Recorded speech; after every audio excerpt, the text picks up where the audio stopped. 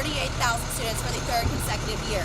We used to be back at 37,000, and now Alabama's enrollment is continuing to skyrocket. This definitely can be owed to the outstanding freshman class that we've had in 2019. Even former Alabama Crimson Tide baseball player Andy Phillips made his appearance at Field of Faith. His goal was to simply talk to the students about what FCA meant to him as a young student athlete and how it helped him shape his career with the New York Yankees. Walking around your neighborhood at night, these streetlights just might not be doing it for anymore. But with the switch to the new LED bulbs that Alabama Power and the city are implementing, Tuscaloosa will be a brighter, safer place for everyone. Thanks, David. So today I am currently at the hot spot of Tuscaloosa, most commonly known as the Strip to many Alabama students and fans. As of last Thursday, the University of Alabama Board of Trustees purchased the plans for the leases of the University, Town Center, and Publix.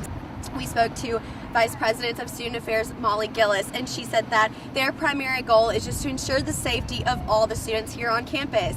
That is all due is, and it will be coming to your accounts on October 2nd. Back to you in the studio.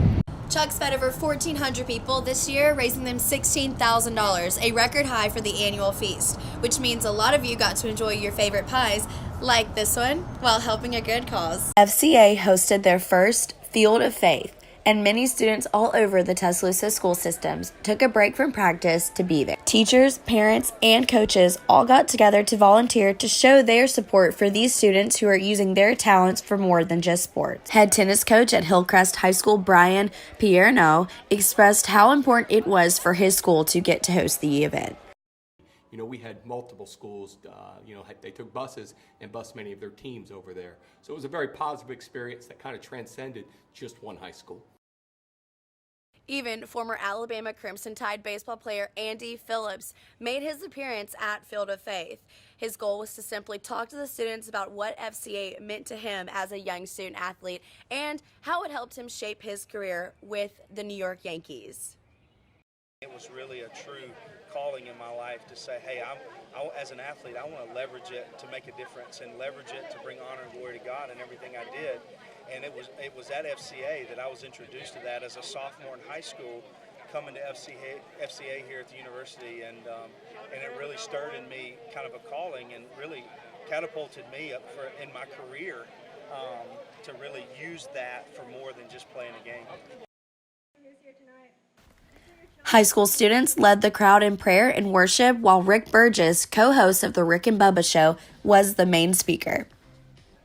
You will have another chance to attend Field of Faith every Wednesday and be welcomed by surprise guest speakers such as former and current Alabama athletes.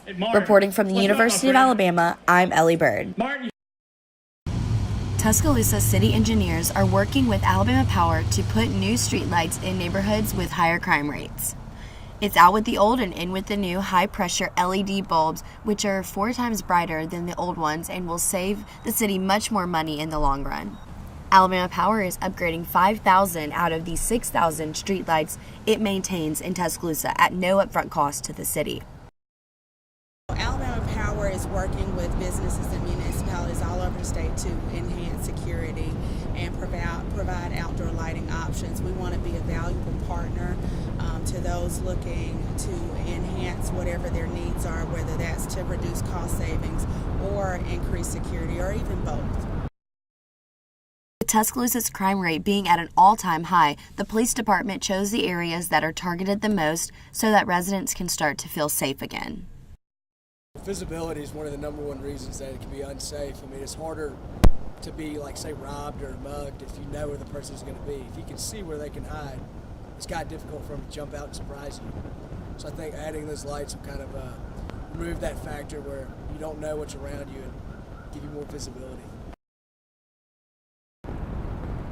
Walking around your neighborhood at night, these streetlights just might not be doing it for anymore. But with the switch to the new LED bulbs that Alabama Power and the city are implementing, Tuscaloosa will be a brighter, safer place for everyone. These upgrades will also include the 194 new streetlights that are being added to Lurleen Wallace Boulevard as part of the ongoing $23.7 million construction project. For the University of Alabama, I'm Ellie Byrd reporting. Everyone has the traditions they do for the holidays, whether it's going to your grandmother's or spending Thanksgiving at Chuck's Fish downtown Tuscaloosa. The Chuck's Fish 10th annual Thanksgiving Day feast reminds us what this day is truly all about. Anyone can come and no reservations are needed, but no one pays. We spoke to Chuck's manager Erin Barfield, and she tells us about how the Tuscaloosa community inspired their generosity.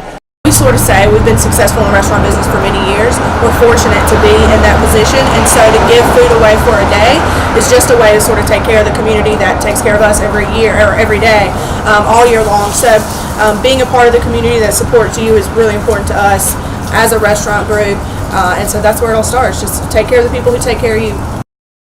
Chuck's partners with local volunteers and other restaurants like Five to help run the Thanksgiving feast. All of the food is donated by sponsors but prepared for you by the Chuck's chefs. Each year, every dollar that is raised gets donated to Habitat for Humanity. This is an organization Chuck's is close to and many people in the community are as well. Crossing Riles tells us a little more of what it's like to attend the Thanksgiving feast.